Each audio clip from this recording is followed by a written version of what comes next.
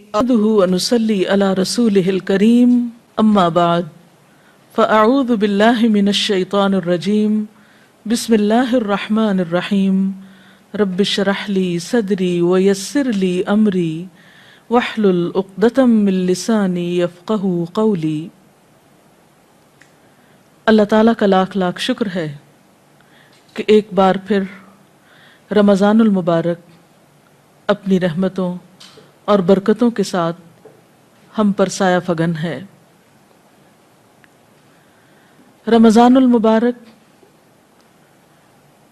اللہ تعالیٰ کی خاص نعمتوں میں سے ایک نعمت ہے۔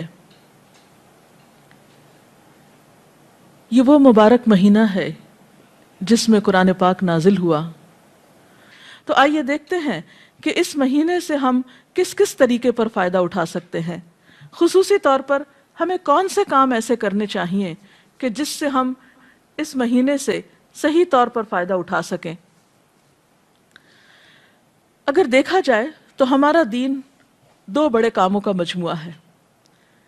ایک طرف ہمیں اپنے رب کے حقوق ادا کرنا ہے جس نے ہمیں پیدا کیا، جس نے ہمیں زندگی جیسی نعمت دی اور بے شمار دیگر نعمتیں عطا کی، ہم اس کے احسان مند ہوں، اس کے حقوق ادا کریں۔ اور دوسری طرف ان انسانوں کے حقوق کی ادائیگی ہمارے دین کا ایک لازمی حصہ ہے، جن انسانوں کے ساتھ ہم اس زمین پر رہتے ہیں، جن کے ساتھ ہمارا دن رات رابطہ اور واسطہ ہوتا ہے، تعلق ہوتا ہے۔ اور ایک انسان کی زندگی اسی وقت پرسکون اور خوبصورت زندگی بن سکتی ہے اور دوسری طرف اس زمین پر بسنے والے انسانوں کے ساتھ اچھا سلوک کرے، احسان کے ساتھ پیش آئے۔ جو انسان ان دونوں چیزوں کی طرف توجہ دیتا ہے وہی انسان دراصل ایک اعتدال کی زندگی بسر کرتا ہے، جس کے نتیجے میں انسان اس دنیا میں بھی سکون پاتا ہے اور دوسری زندگی یعنی آخرت کی زندگی بھی اس کی خوشگوار ہو سکتی ہے۔ تو آئیے دیکھتے ہیں کہ اس مہینے میں کرنے کے کام کیا ہیں۔ سب سے پہلے حقوق اللہ تعالیٰ کے حقوق، اپنے خالق کے حقوق کی ادائیگی میں نمبر 1 نماز ہے۔ نماز دین کا ستون ہے، ایک مومن اور کافر کے درمیان فرق ہے۔ نماز نبی صلی اللہ علیہ وسلم کے نزدیک آنکھوں کی ٹھنڈک ہے، اور یہ ایک حقیقت ہے کہ انسان کے لیے سکون حاصل کرنے کا سب سے بڑا ذریعہ نماز ہے، جس میں انسان پاک صاف ہو کر پوری یکسوئی اور توجہ کے ساتھ اللہ تعالیٰ کے حضور حاضر ہو کر اس کو یاد بھی کرتا ہے اور اس سے دعائیں بھی کرتا ہے۔ اور اس مہینے میں فرض نماز کے علاوہ خصوصی طور پر نوافل کا اہتمام ضروری ہے، جن میں خصوصاً رات کا قیام تراویح کی شکل میں یا پھر تہجد کی شکل میں، کیونکہ نبی صلی اللہ علیہ وسلم نے فرمایا من قام رمضان ایمانا و احتسابا غفر له ما تقدم من ذنبه، جس نے ایمان اور احتساب یعنی اپنا حساب کرتے ہوئے اور اللہ تعالیٰ سے اچھے اجر کی توقع رکھتے ہوئے صرف اللہ کی رضا کی خاطر رات کا قیام کیا، اللہ تعالیٰ اس کے پچھلے سب گناہ معاف فرما دیں گے۔ تو اس لیے دن کو روزہ اور رات کو تراویح کی نماز، نفل نماز، اس کا خاص اہتمام کرنا بے حد ضروری ہے۔ روزے اور نماز کے علاوہ خصوصی طور پر اس مہینے میں قرآن پاک سے تعلق قائم کرنا چاہیے، کیونکہ یہ وہ مہینہ ہے جس میں قرآن پاک نازل ہوا۔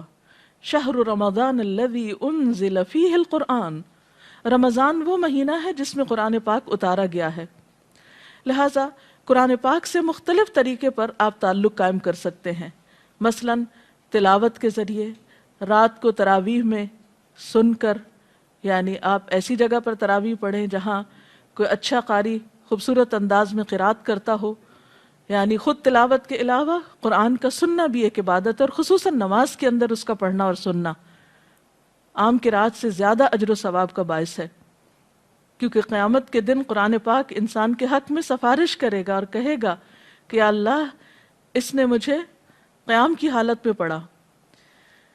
پھر اسی طرح قرآن پاک چونکہ ہدایت کی کتاب ہے، اس لیے تلاوت اجر کی خاطر اور ثواب کی خاطر کرنے کے علاوہ، برکت کی خاطر کرنے کے علاوہ اس کا سمجھنا بہت ضروری ہے۔ اللہ سبحانہ وتعالیٰ فرماتے ہیں کتاب انزلناہ مبارک لیدبروا آیاتہ، یہ ایک کتاب ہے جسے ہم نے اتارا ہے تاکہ لوگ اس کی آیات میں غور و فکر کریں، وَلِيَتَذَكَّرَ أُولُو الْأَلْبَابِ، اور تاکہ عقل مند لوگ اس سے سبق حاصل کریں، نصیحت پکڑیں۔ ذَلِكَ الْكِتَابُ لَا رَيْبَ فِيهِ هُدًى لِّلْمُتَّقِينَ، یہ کتاب جس میں کوئی شک نہیں، متقی لوگوں کی ہدایت کے لیے آئی ہے، یہ ایک گائیڈ بک ہے۔ لہٰذا اس مہینے میں ہمیں قرآن پاک کو سمجھ کر پڑھنے کی بھی کوشش کرنی چاہیے، کیونکہ عبادت کا مہینہ ہے اور علم کا سیکھنا سکھانا بہترین عبادت ہے، کیونکہ ایک عالم کو عابد پر فضیلت حاصل ہے۔ تو روزے کی حالت میں جہاں آپ عبادات کی طرف توجہ دیتے ہیں، وہاں افضل ترین عبادت قرآن کے سیکھنے اور سکھانے کی طرف بھی توجہ کیجیے۔ نبی صلی اللہ علیہ وسلم نے فرمایا خیرکم من تعلم القرآن وعلمہ، تم میں بہترین ہیں وہ لوگ جو قرآن سیکھیں اور سکھائیں۔ لہٰذا جو لوگ قرآن جانتے ہیں، یعنی اس کا ترجمہ جانتے ہیں، اس کا مفہوم جانتے ہیں، وہ ایسی مجلسیں قائم کریں کہ جس میں دوسرے لوگوں تک قرآن کا پیغام پہنچا سکیں۔ اور اسی طرح جو لوگ نہیں جانتے وہ خاص طور پر ایسے علماء اور ایسے لوگوں کے حلقوں میں حاضر ہوں اور وہاں قرآن سیکھیں تاکہ ان کی زندگی میں بھی قرآن کی خیر و برکت نظر آئے، کیونکہ اللہ تعالیٰ اس کتاب کے ذریعے کچھ قوموں کو بلندی عطا کرتے ہیں اور کچھ قوموں کو ذلیل و رسوا کر دیتے ہیں۔ تو قرآن جیسی نعمت کے ہوتے ہوئے اگر کوئی شخص اس رحمت اور برکت سے فائدہ نہیں اٹھاتا تو وہ خود اپنا نقصان کرتا ہے۔ اور رمضان المبارک قرآن کی طرف رجوع کرنے کے لیے ایک بہترین مہینہ ہے۔ قرآن پاک کے ساتھ تعلق کے علاوہ خصوصی طور پر دعاؤں کا اہتمام کرنا چاہیے۔ روزے کی حالت میں دعا قبول ہوتی ہے، سحری کے وقت دعا قبول ہوتی ہے، افطار کے وقت دعا قبول ہوتی ہے۔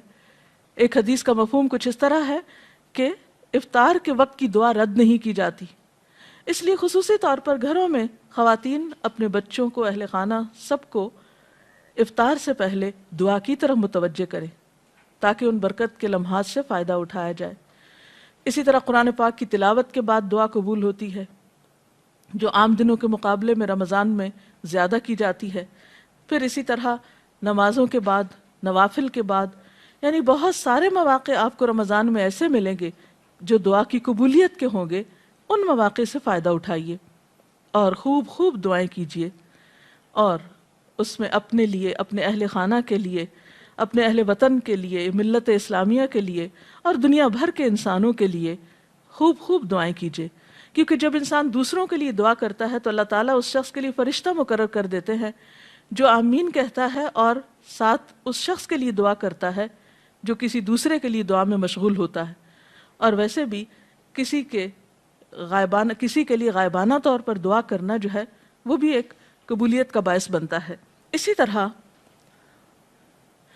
پھر نماز، تلاوت، دعا، ان چیزوں کے علاوہ صدقہ خیرات کی طرف خاص طور پر توجہ دینے کی ضرورت ہے، اور خصوصاً اگر رمضان کے مہینے میں زکوٰۃ ادا کی جائے جو صاحب نصاب لوگ ہیں تو وہ عام مہینوں کے مقابلے میں اس مہینے میں ادائیگی کی وجہ سے زیادہ اجر و ثواب پا سکتے ہیں۔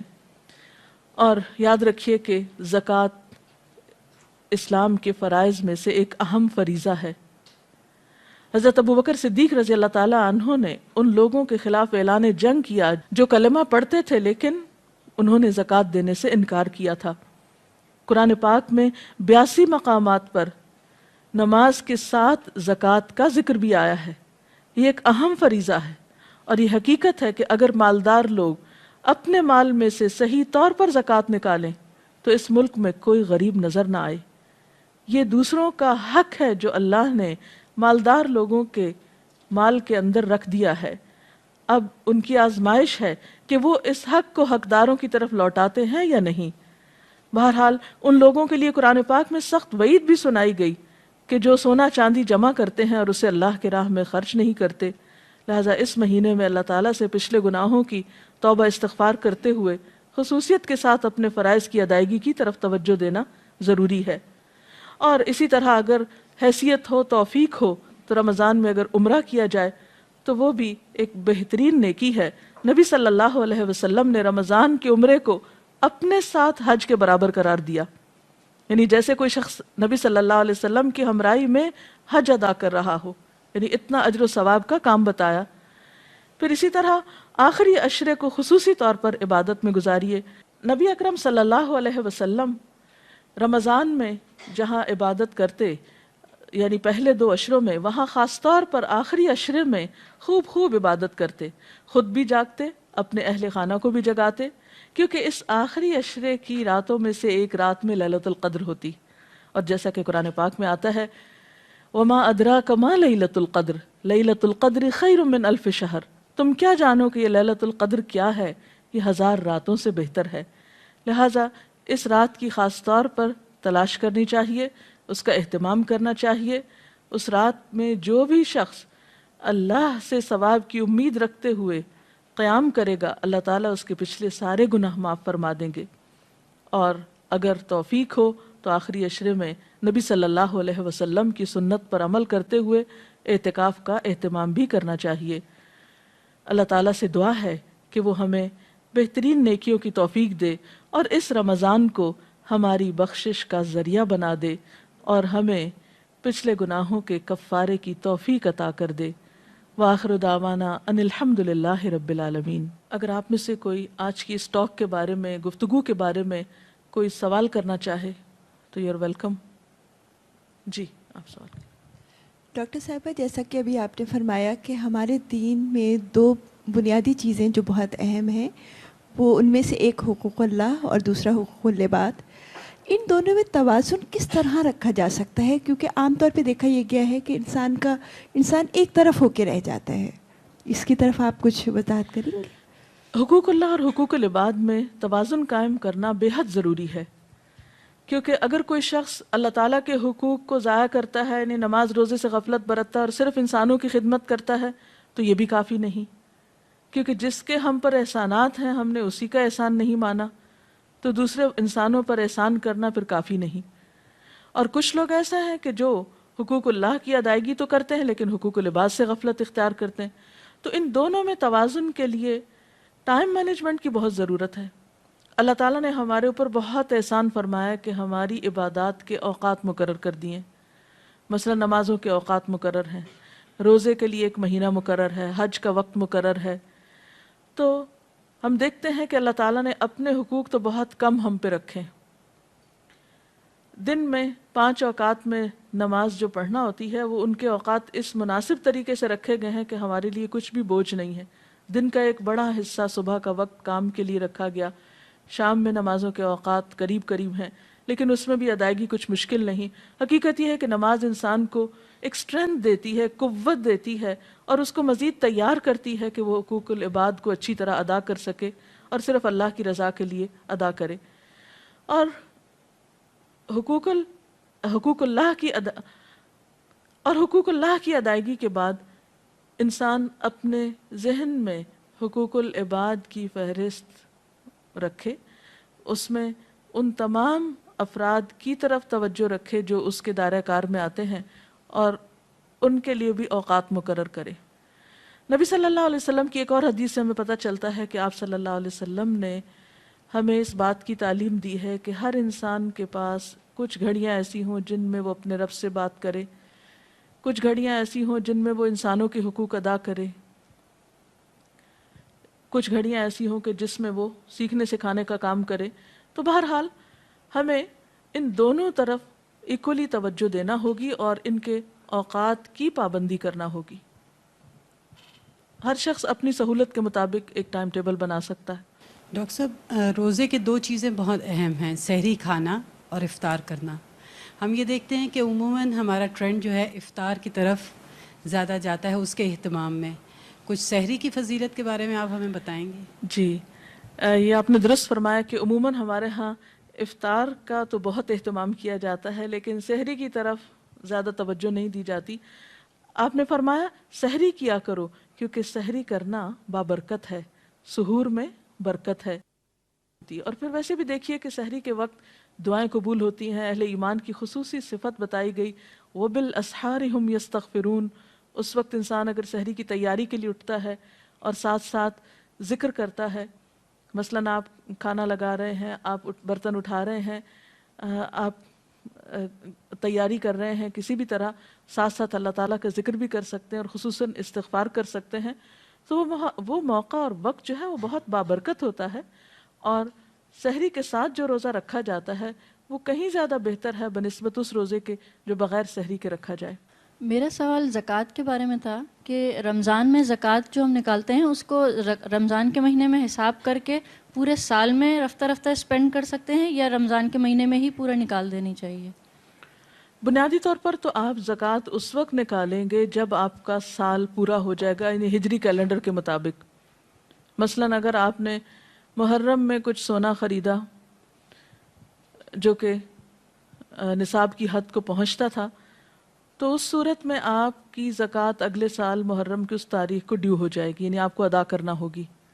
اب ضروری نہیں کہ آپ رمضان تک 8-9 مہینے انتظار کریں اور زکوٰۃ روک کے بیٹھے رہیں اور پھر آپ رمضان میں بھی پوری نہیں ادا کریں اور پھر سال بھر تھوڑی تھوڑی ادا کریں، تو یہ درست نہیں ہوگی، یہ بات درست نہ ہوگی. اس سلسلے میں حکم یہ ہے کہ جب سال پورا ہو تو آپ زکوٰۃ نکال دیں، کیونکہ زکوٰۃ کا مال اگر آپ کے مال میں شامل ہوا تو آپ کے مال کو بھی نقصان پہنچا سکتا ہے. زکوٰۃ کی ادائیگی دراصل مال کی صفائی اور تطہیر کا ذریعہ ہے. اس کے لیے آپ ان ایڈوانس، یعنی مثلاً آپ کی اگر زکوٰۃ محرم میں ڈیو ہے اور آپ اگلے محرم تک سال میں پہلے ہی تھوڑی تھوڑی ادا کرتے رہیں، تو وہ زیادہ بہتر ہے بنسبت اس کے کہ آپ سال بھر گزر جائے اور لوگوں کا پیسہ آپ کے مال میں باقی رہے اور آپ رمضان کا انتظار کرتے رہیں، تو صورت میں یہ درست نہ ہوگا.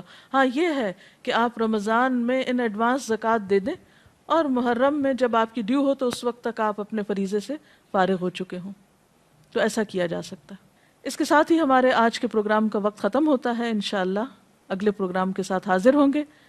وآخر دعوانا ان الحمد للہ رب العالمین. اللہ اکبر اللہ اکبر لا الہ الا اللہ واللہ اکبر اللہ اکبر وللہ الحمد.